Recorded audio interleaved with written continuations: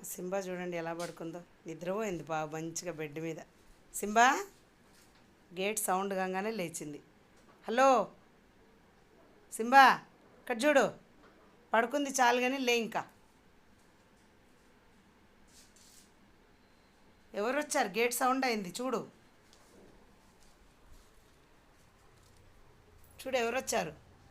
తెలిసిన వాళ్ళు వస్తే ఇలా తోక ఊపుతుంది. దో